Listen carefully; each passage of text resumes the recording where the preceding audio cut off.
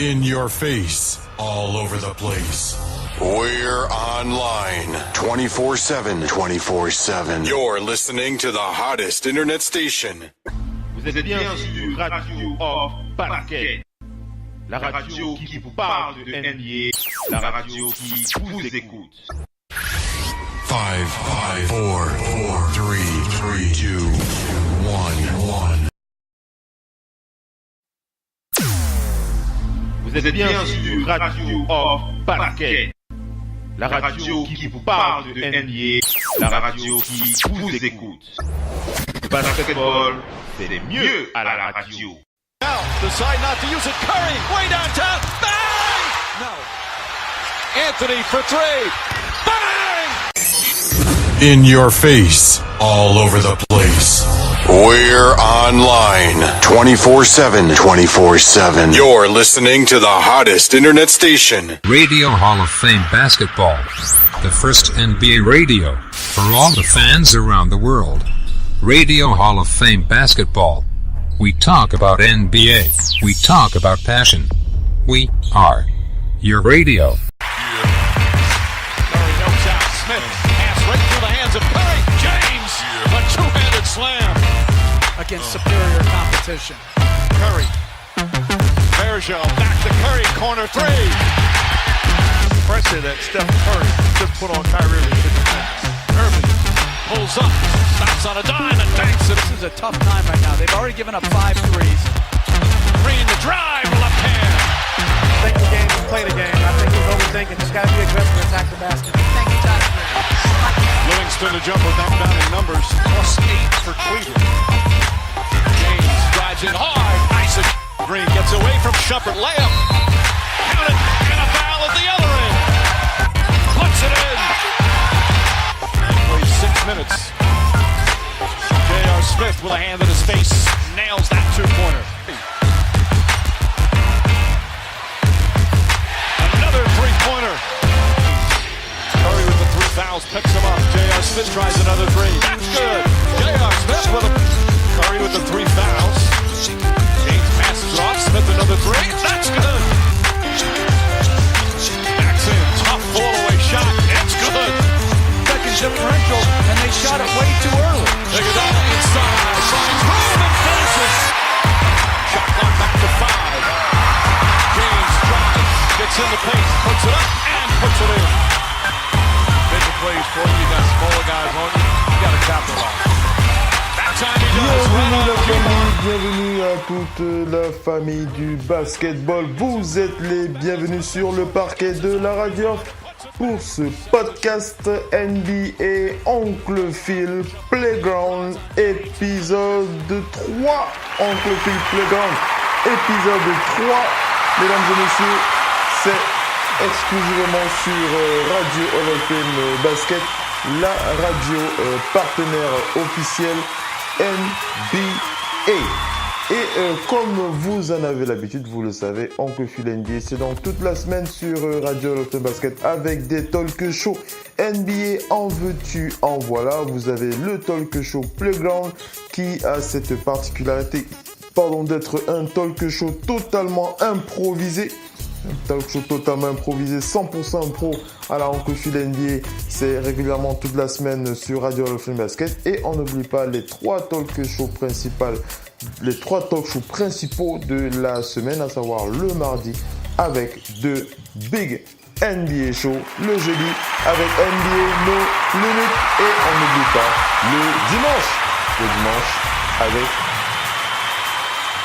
Total Africa NBA, l'émission 100% africaine qui parle des Africains de la NBA, et on n'oublie pas de penser aussi aux grandes news, aux grandes actualités de la Grande Ligue. Alors pour ce soir, qu'est-ce que je vous prépare dans ce talk show? On va principalement faire le point sur la draft NBA, la draft NBA 2018 qui est en train de tout simplement, qui va se produire demain, tout simplement dès demain jeudi, ce sera la draft NBA. Et avec Oncle Phil NBA, on va faire le point régulièrement on va faire le point d'abord ce soir sur les attentes que nous avons concernant cette draft NBA. Donc voilà, pour les attentes, alors pour ce soir, parce que je sais qu'il y a beaucoup de gens qui se posent des questions sur cette draft NBA et vous avez raison de vous poser des questions. Comment est-ce que cette draft va se dérouler? Quels sont les tenants, les aboutissants? Quelles sont les équipes qui auront tiré leur épingle du jeu?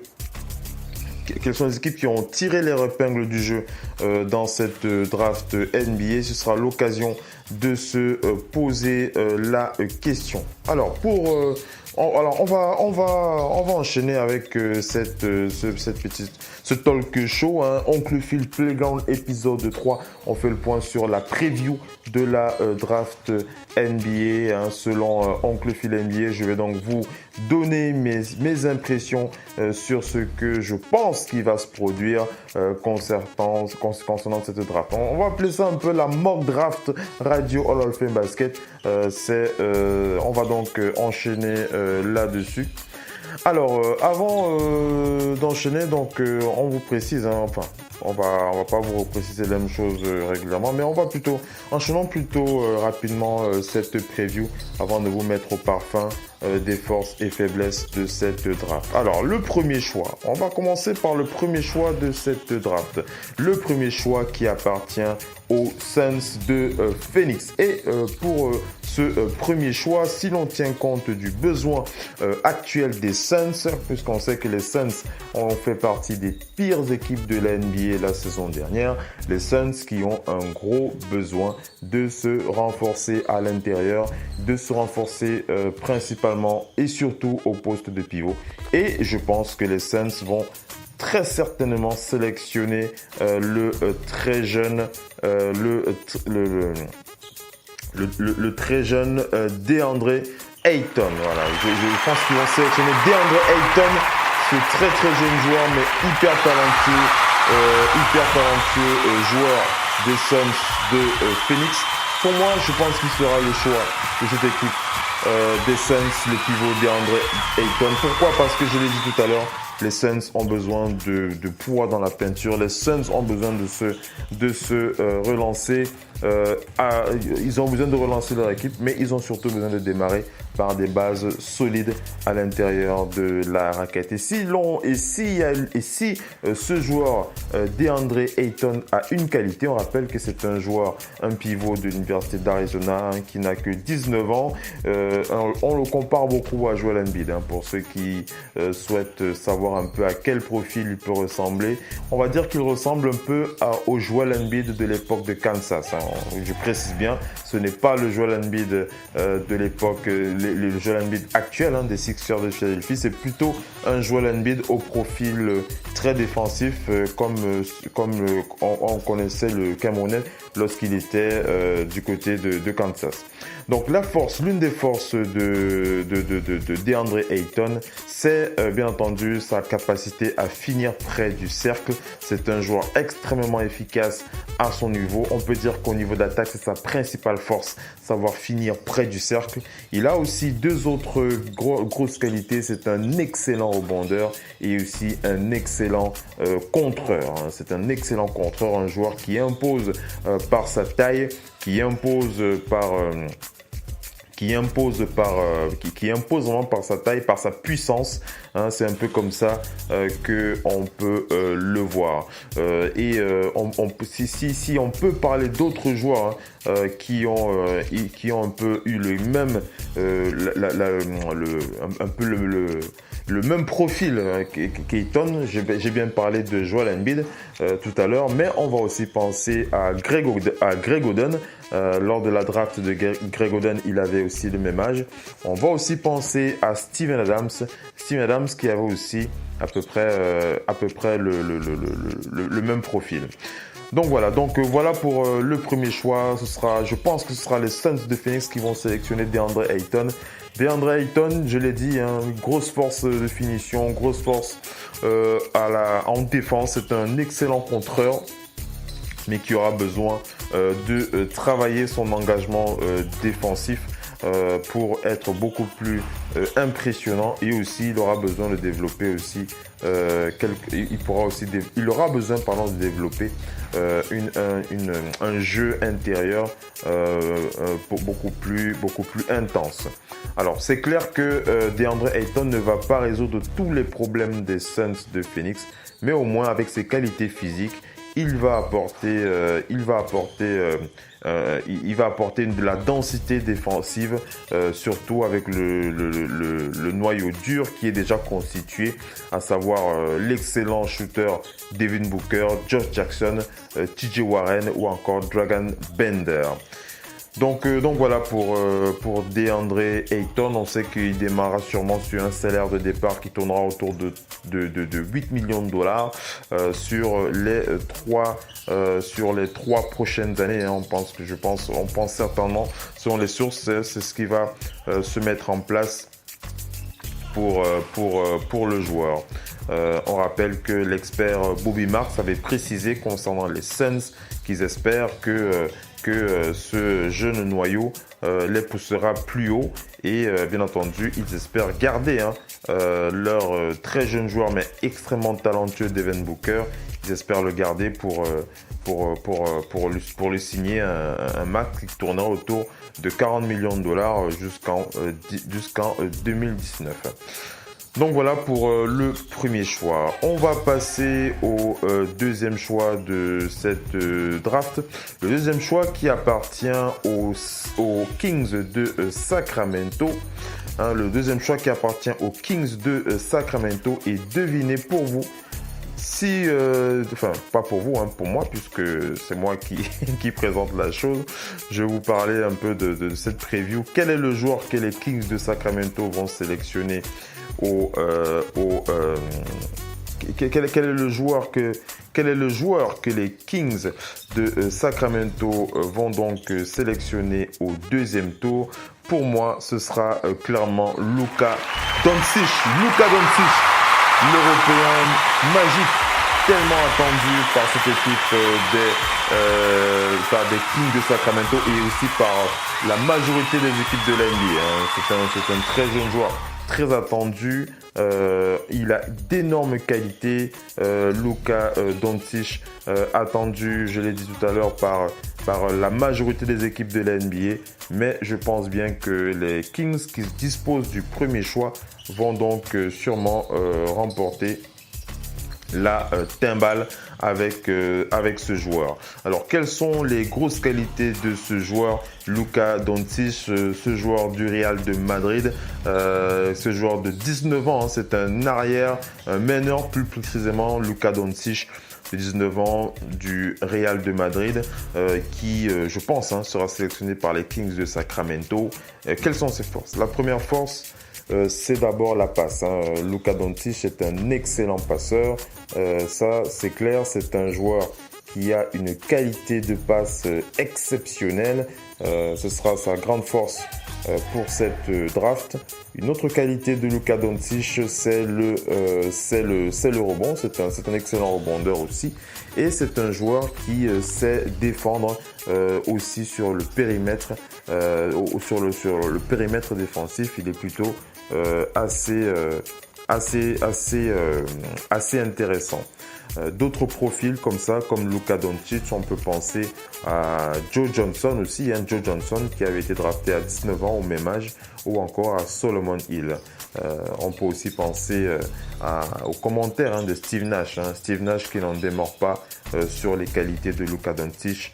Luka Doncic qui va vraiment densifier l'attaque des Kings de Sacramento avec des passes qui vont certainement nous rappeler un certain, alors je vais pas dire Jason Williams, mais bon, on n'est pas loin de penser à Mike Bibby à ce niveau. Donc voilà, pour Luka Doncic, ce qui sera certainement choisi par les Kings de Sacramento. On rappelle qu'il démarra avec un salaire qui tournera autour de 7 millions de dollars. On va enchaîner avec le troisième choix de cette draft, qui appartient aux Hawks d'Atlanta. Et selon moi, les Hawks d'Atlanta vont certainement sélectionner Jaren Jackson Jr. Alors Jaren Jackson Jr. c'est un très jeune joueur des Spartans de MSU, de MSU. Donc il n'a que 18 ans. Jaren Jackson, c'est un joueur plutôt. Alors c'est un intérieur. C'est un joueur qui joue plus au poste 4, mais il peut aussi jouer pivot. Un très jeune joueur de 18 ans, donc l'une des principales forces, c'est le rebond et aussi la défense dans le périmètre. Il a un shoot plutôt moyen et sa capacité à créer son shoot est aussi assez moyen.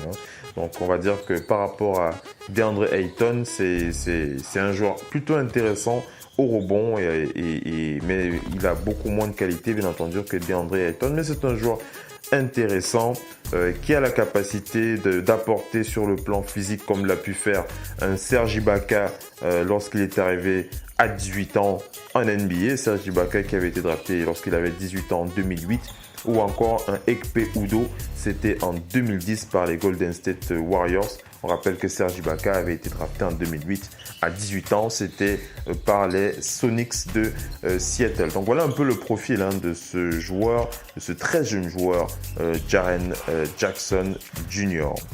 Alors on va passer au quatrième choix. Le quatrième choix, c'est le choix des Grizzlies de Memphis. Et selon moi, les Grizzlies de Memphis vont certainement sélectionner le très attendu Mohamed Bamba. Ils vont certainement sélectionner Mohamed Bamba. Mohamed Bamba, pour ceux qui ne le sauraient pas, c'est un pivot venu du Texas. Il a 20 ans. C'est un joueur excellent, c'est un excellent finisseur. C'est un joueur aussi que l'on compare souvent à Joel Embiid. Enfin le Joel Embiid de Kansas. Mais pour rester dans le côté un peu réaliste, on va le rapprocher un peu d'un profil de celui de Hassan Whiteside lorsqu'il avait 21 ans. C'était en 2010 lorsqu'il avait été drafté, Hassan Whiteside. C'est plutôt un peu ce type de profil. Mohamed Bamba qui lui a d'énormes capacités de finition, je l'ai dit tout à l'heure, et aussi c'est un excellent rebondeur, mais sa plus grosse qualité, c'est que c'est un super défenseur, Mohamed Bamba. C'est un joueur qui va beaucoup apporter à ce niveau. La défense, il a vraiment ce truc qui permet d'intimider les attaques adverses.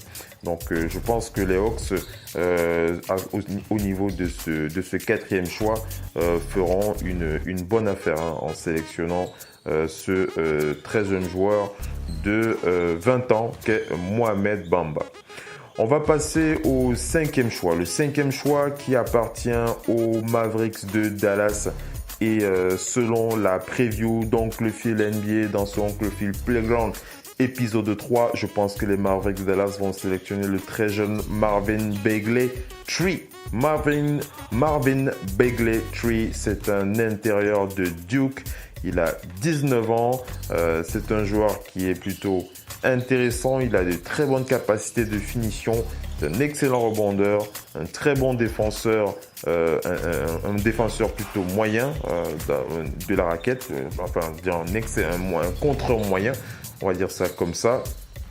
Et ce joueur, Marvin Bagley III, est plutôt, lorsqu'il faut le comparer, on pourrait le comparer à des joueurs comme Dwight Powell, qui avait été drafté à 22 ans en 2014 par les Hornets de Charlotte, ou alors par Marquise Chris.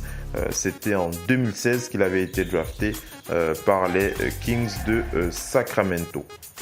Voilà pour alors j'étais au niveau du cinquième choix. Voilà. On va passer au sixième choix assez rapidement pour parler de ce sixième choix qui appartient au Magic d'Orlando. Et selon Oncle Phil NBA, le Magic d'Orlando va certainement sélectionner une autre sensation de cette draft NBA. Il s'agit de Michael Porter Jr. Michael Porter Jr., c'est une autre sensation de cette draft NBA. Ça, c'est sûr.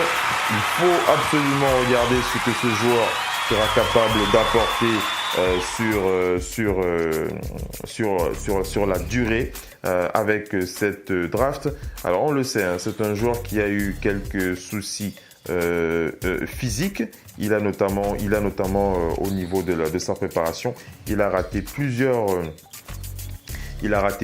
workouts. Hein. Je pense qu'il a raté, 2 ou 3 workouts pour raison de blessure. Mais c'est un joueur très attendu. D'ailleurs, je me souviens encore du commentaire de Asia Thomas, hein, des Lakers de Los Angeles, qui précisait que pour lui, Michael Porter Jr. c'était certainement le meilleur joueur de cette draft.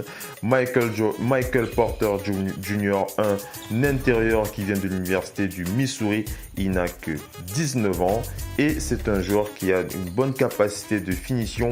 Il sait créer son shoot. Je crois que depuis que je cite les intérieurs dans cette draft, c'est l'intérieur qui est drafté le plus haut avec cette capacité de créer son propre shoot. Donc c'est plutôt intéressant. C'est un excellent rebondeur aussi et c'est un joueur qui a aussi une bonne capacité de protection de la raquette. C'est un contreur plutôt intéressant. Et au niveau d'un comparatif NBA, au niveau d'un profil, on pourrait le rapprocher de Sam Dekker. C'était en 2015 qu'il avait été sélectionné par les Houston Rockets. Et aussi, on peut aussi le comparer à Paul George. Hein. Paul George, c'était en 2010 lorsqu'il avait été drafté par les Pacers d'Indiana. Ce n'est pas le Paul George aujourd'hui, je répète bien. Hein. On peut le comparer au Paul George de 2010. Notamment sur les aspects physiques et sur les aspects du jeu, on peut le comparer à Sam Dekker. Donc voilà pour Michael Porter Jr., un autre joueur très attendu dans cette draft. On va passer au 7e choix. Le 7e choix de cette draft qui appartient aux Bulls de Chicago. Et selon Oncle Phil NBA, dans ce Oncle Phil NBA Playground, les Bulls vont certainement sélectionner Wendell Carter Jr. Wendell Carter Jr., ce sera sûrement la sélection, ce sera sûrement le choix des Bulls de Chicago. Pourquoi ce joueur ? Pourquoi sélectionner ce joueur ? C'est un joueur plutôt intéressant pour cette équipe des Bulls de Chicago. On va dire que il a de bonnes capacités de finition. C'est un pivot. Hein. C'est un pivot de 19 ans qui vient de l'université de Duke. Il est plutôt assez versatile. C'est un joueur intelligent, polyvalent, qui peut jouer à la fois face au panier et dos au panier. C'est un joueur qui a des bonnes capacités de finition. C'est un excellent rebondeur. Ce sont ses deux principales qualités. Hein. Excellent au rebond et c'est un très très bon contreur. Ce très jeune joueur de 19 ans qu'est Wendell Carter Jr. Et pour comparer un petit peu, on peut prendre des profils comme celui de Carlos Boozer lorsqu'il avait été drafté en 2002 par les Cavs de Cleveland de notre cher King James. Et où on peut aussi penser à Emeka Okafor lorsqu'il avait été drafté à 21 ans.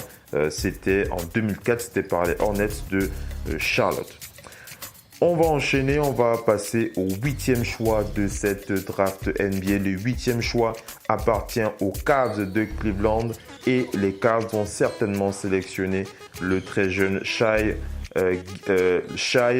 Gilgeous. Alors, je n'ai pas envie d'écorcher son nom, permettez-moi de regarder bien au niveau de mes notes de ce très jeune joueur qui sera sélectionné certainement par les Cavs de Cleveland, ce pivot du Kentucky de 19 ans. Il s'appelle Shai Gilgeous Alexander. Je répète, Shai Gilgeous Alexander. C'est un joueur assez intriguant, un joueur qui a un toucher plutôt puissant. Il est plutôt fin. Il a un potentiel intéressant. C'est un Canadien aussi, il faut le préciser. Un excellent passeur pour un intérieur. Il a un très très gros sens de la passe décisive. Et c'est un excellent défenseur dans le périmètre. Alors en termes de comparaison, on peut voir un Sean Livingston lorsqu'il avait été drafté en 2004 ou encore un Patrick McCaw C'était en 2016 lorsqu'il avait été drafté par les Bucks de Milwaukee. Alors, Gilgeous Alexander, c'est un bon finisseur. C'est le joueur le plus qualifié pour les possibilités des Cavs pour cette draft. Et on va plutôt voir comment il va enchaîner lorsqu'il sera sûrement sélectionné. On va passer au 9e choix de cette draft. Le 9e choix de cette draft appartient aux Knicks de New York. Et les joueurs et la franchise de New York n'aura d'autre choix que de se coucher sur le dossier de l'un des meneurs de cette draft, l'un des seuls meneurs, je ne vais pas dire l'un des seuls, mais le meneur qui a beaucoup de hype autour de lui avec Luka Doncic. Il s'agit de Trae Young. Trae Young qui est aussi très attendu par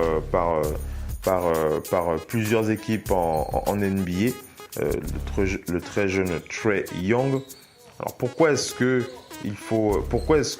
les Knicks vont sélectionner ce joueur? Déjà parce que ils auraient pu sûrement, si les Knicks avaient pu sélectionner Luka Doncic plus haut, ils l'auraient certainement fait. Mais leur meilleur choix aujourd'hui, c'est de sélectionner certainement le jeune Trae Young. Alors, je sais pas si vous avez regardé un petit peu ce qui se dit sur les réseaux, mais pour beaucoup, beaucoup le comparent. Beaucoup de sources précisent qu'il pourrait être le nouveau Stephen Curry, tout simplement parce qu'il a un excellent potentiel au shoot à 3 points notamment. C'est un excellent passeur et un très très bon créateur au niveau de son propre shoot, mais il a aussi des faiblesses. Il a des faiblesses au rebond. Il a de la difficulté en finition et aussi en défense. Il est plutôt assez pauvre. Mais en attaque, il a déjà de très très grosses potentialités.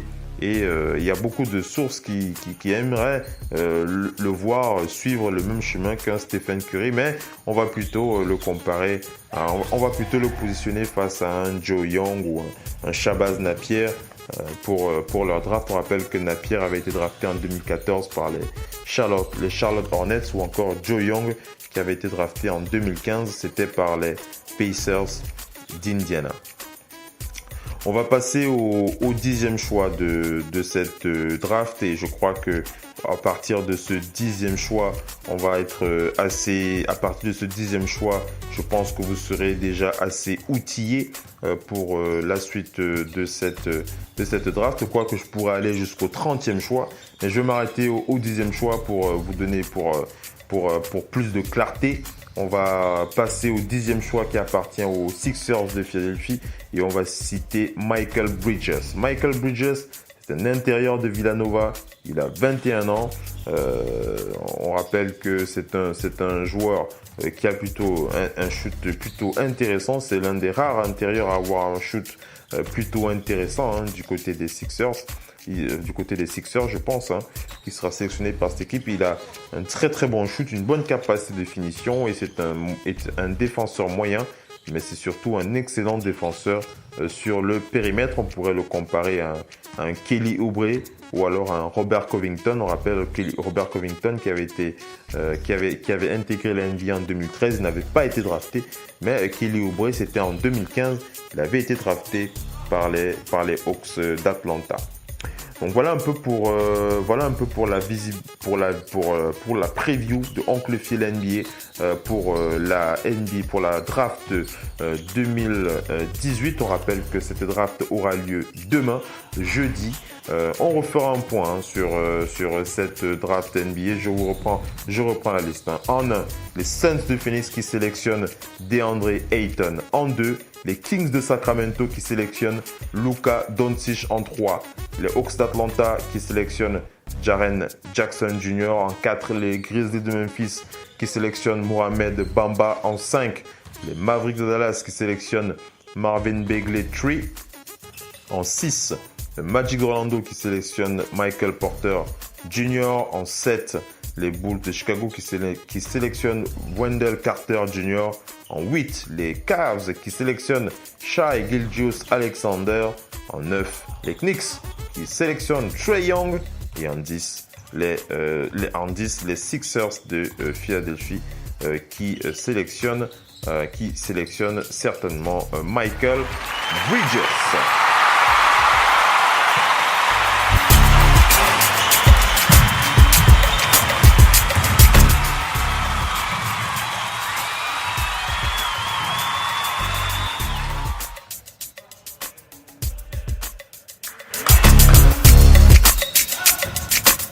Alors, on va vous passer une petite pub et puis on revient à tout de suite.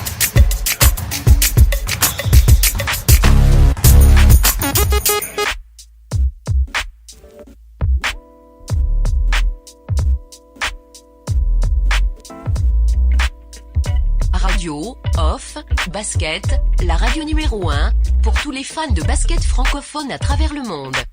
Participez en direct avec votre compte Skype. Pour cela, contactez le compte Skype, radio, off, en un seul mot. Réagissez sur Twitter avec le hashtag, radio, off, basket. Saisissez votre commentaire sur notre page Facebook. Contactez-nous par mail à l'adresse info@radiooff.net.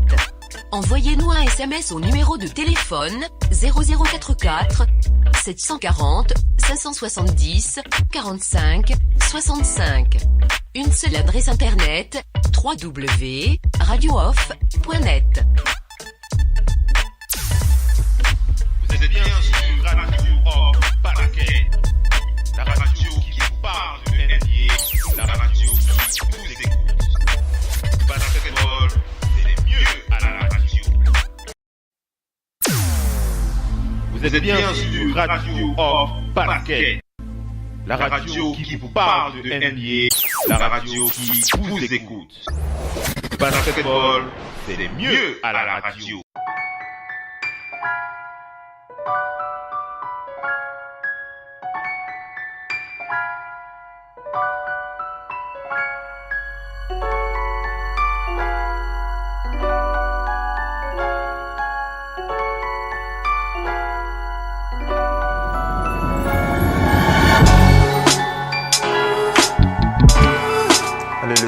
Enchaîne avec la suite de ce talk show avec Oncle Phil NBA, Oncle Phil Playground épisode 3.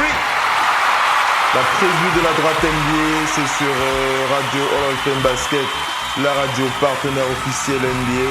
Et comme je vous l'ai précisé dans mon analyse, sur les 10 choix de cette draft que nous avons balayé ensemble, nous pouvons constater que il n'y a aucun ailier pur, il n'y a aucun ailier pur à la LeBron James ou encore un ailier pur on peut citer un autre ailier. Vous m'aurez compris, lorsque on cite LeBron James, c'est l'icône, c'est le joueur clé par excellence. Alors, il n'y a pas de pur ailier dans cette draft, il n'y a pas de pur arrière.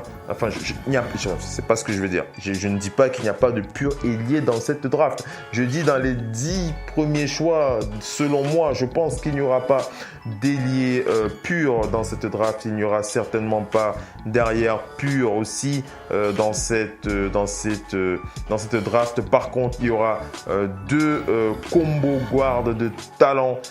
J'ai cité Luka Doncic qui sera certainement sélectionné en 2e position par les Kings de Sacramento, et on aura certainement Trae Young qui sera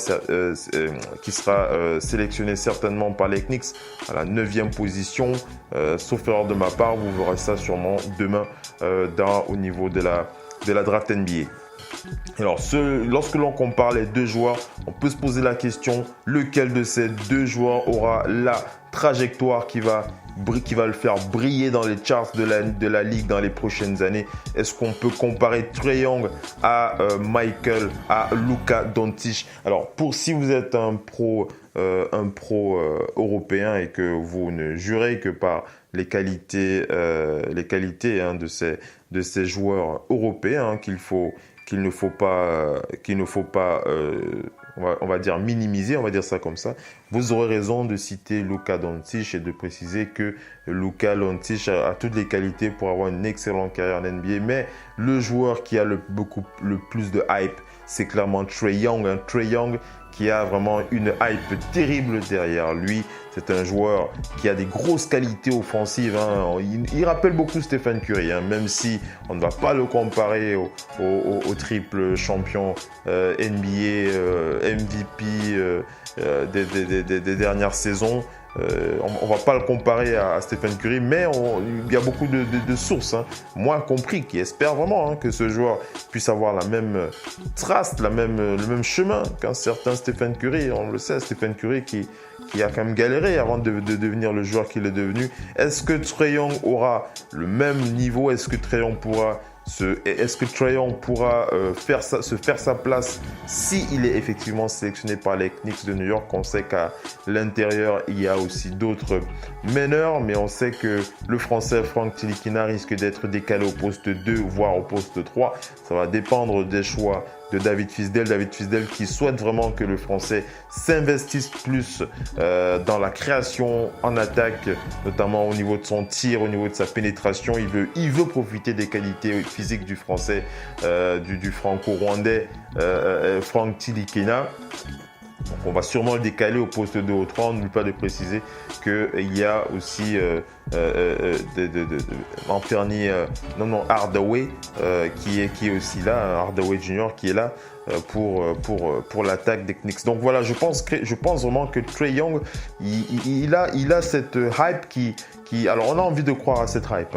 Moi je fais partie de ceux qui se laissent souvent bercer par la hype de la NBA, mais je me base aussi sur des faits aussi.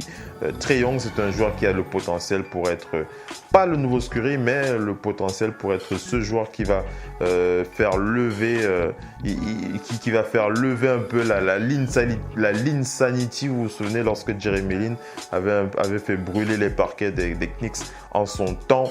Trae Young qui peut faire beaucoup plus que Jeremy Lin en son temps, ça c'est sûr. Et Luka Doncic, lui, c'est le joueur qui va avoir le côté sûr, le côté pro, le côté qui va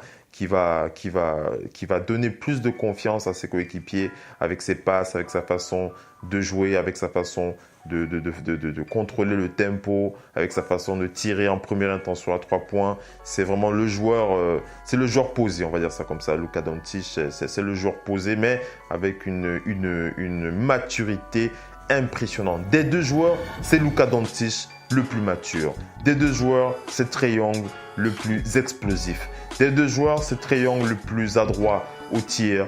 Et des deux joueurs, c'est Luka Doncic qui est le meilleur organisateur. Donc, vous allez faire votre choix lorsque vous verrez ces deux joueurs à l'œuvre. Mais pour moi, je ne vais pas vous dire que je choisis l'un ou l'autre. Si je devais choisir l'un ou l'autre, je pense que je miserais plus sur Trae Young. J'ai un peu de mal à voir Luka Doncic exploser comme on le lui souhaite en NBA. La NBA, on le sait, ce n'est pas le même univers que l'Europe. Il y a beaucoup de joueurs européens qu'on voyait comme des Luka Doncic qui n'ont pas révélé toutes leurs possibilités. Voilà un peu pour les deux arrières. Parmi les 10 choix que j'ai cités tout à l'heure, quel sera l'intérieur? Puisque j'ai cité beaucoup de pivots, j'ai cité des pivots, des postes 4. Et quel est le joueur qui, d'après vous, va prendre le pas sur les autres? Alors, il y a 3 joueurs que j'ai là devant mes yeux. Le premier, c'est Mohamed Bamba. Mohamed Bamba, je pense qu'il sera sélectionné par les Grizzlies de Memphis. Je l'ai dit, à la 4e position, c'est le joueur Mohamed Bamba qui se rapproche plus d'un profil ultra défensif à la Embiid lorsqu'il était en début de carrière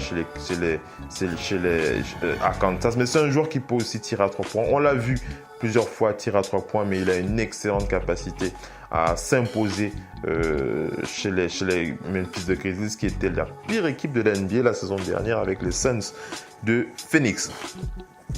En deuxième position, je vois DeAndre Ayton. Alors DeAndre Ayton, je ne lui souhaite pas. J'espère vraiment qu'il ne va pas nous faire un coup à la Greg Oden lorsqu'il avait été sélectionné par les Blazers de Portland. DeAndre Ayton, j'espère qu'il ne va pas nous faire le coup à la Greg Oden. Si vous voyez qu'il nous fait le coup à la Greg Oden, vous vous souviendrez de ce podcast, donc le fil NBA. Mais c'est un joueur qui a des capacités défensives au-dessus de la moyenne. Il est beaucoup plus puissant que ses collègues. Il a beaucoup plus de qualité physique. Il a beaucoup plus de qualité défensive, pardon. Et c'est le joueur qui peut vraiment se décaler, on va dire ça comme ça, avec ses capacités physiques. Et bien entendu, je l'ai dit tout à l'heure, le dernier, c'est Michael Porter Jr., 6e choix de la draft, peut-être sélectionné par les Magic d'Orlando. Je pense, selon Oncle Phil NBA, dans Oncle Phil Playground épisode 3, Michael Porter Jr. c'est le 3. Je préfère le mettre à la 3e place. Pourquoi? Parce que je l'aurais mis à la première place s'il n'avait pas eu tous ces soucis physiques.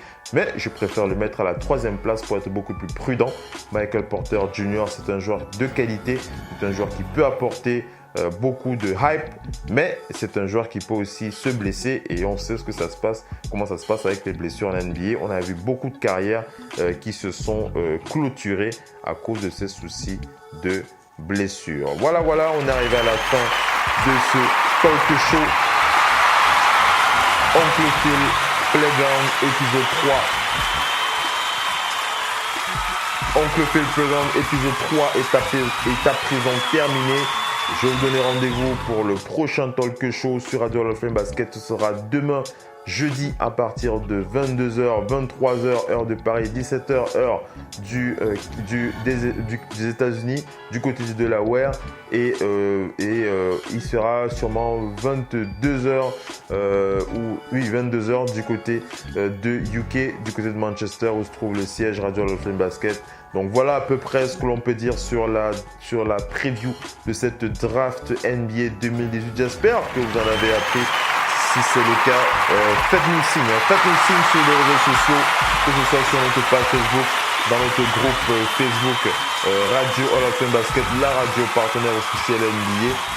Vous pouvez nous rejoindre. Plus de 28 000 membres qui s'éclatent tous les soirs, 24 heures sur 24, 7 jours sur 7. Vous allez vous éclater un bac. N'hésitez pas à nous rejoindre si ça n'a pas été fait. N'oubliez pas de liker la page Oncle Phil NBA sur Facebook. Et moi, je vous donne rendez-vous, bien entendu, demain dans NBA No Limit à partir de 22h, 23h de Paris. Ciao les amis.